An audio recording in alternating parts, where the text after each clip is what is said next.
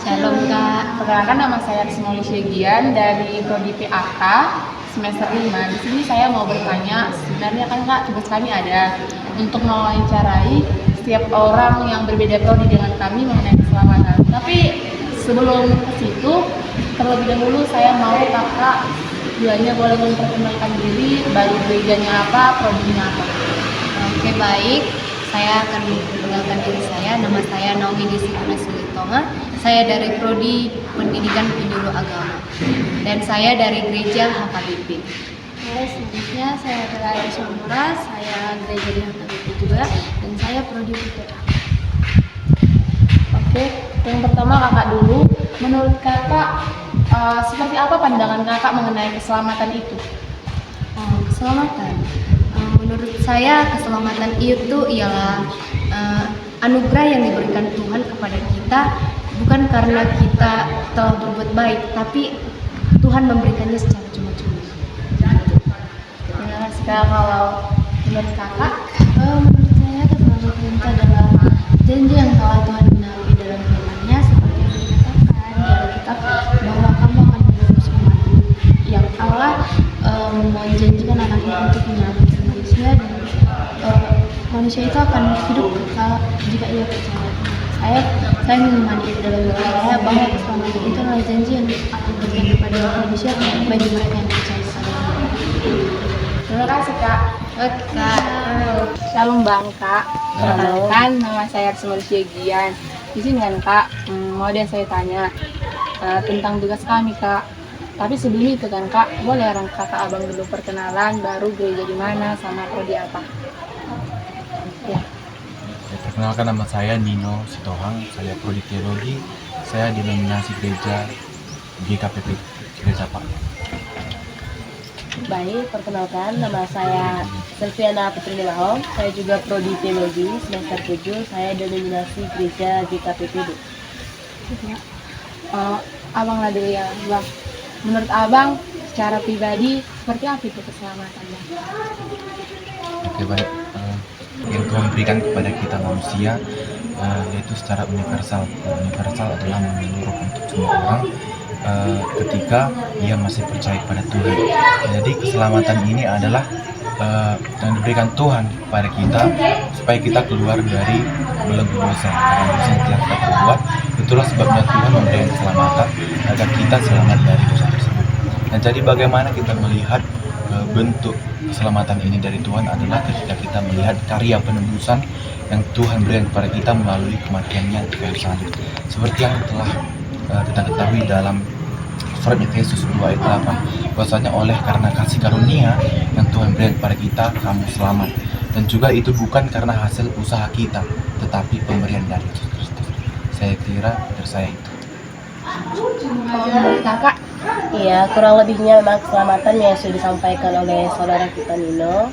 Memang keselamatan itu juga menurut saya adalah suatu kondisi terlepasnya dari sebuah ancaman ataupun dari sebuah hukuman, dikarenakan kalau kita menarik secara Kristenan bahwa keselamatan itu adalah seperti yang disampaikan saudara kita juga sebuah anugerah yang diberikan Tuhan Yesus Kristus kepada manusia.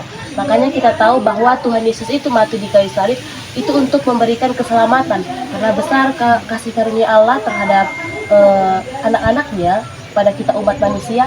Makanya yang memberikan sebuah keselamatan kepada kita, orang Kristen ataupun orang yang percaya kepada Kristus. Mungkin dari saya singkat saja. Terima kasih. terima kasih ya Bang. Kak. Halo, shalom. Kak, saya Rismoli Syegian Kak, prodi PAK. Di sini Kak, ada tugas kami dengan orang Kakak tentang keselamatan. Tapi sebelum itu kan Kak, prodi apa orang Kakak? Prodi teologi semester 7. Gereja orang Kakak? Lagi ibadah di GRI Balik. Ya gitu Kak. Kalau menurut Kakak, katanya dulu ya Kak. Menurut Kakak, keselamatannya seperti apa sih Kak? Keselamatan itu kalau kita baca dalam kitab Perjanjian Baru, itu berbicara tentang kasih karunia yang diberikan oleh Allah melalui anaknya Tuhan Yesus Kristus.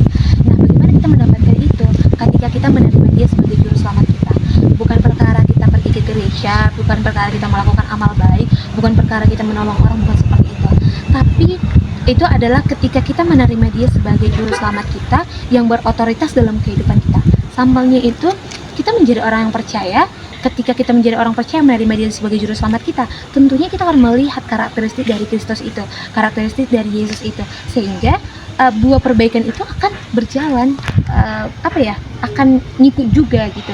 Jadi keselamatan itu hanya diberikan, hanya kita dapatkan melalui anaknya Yesus Kristus gitu.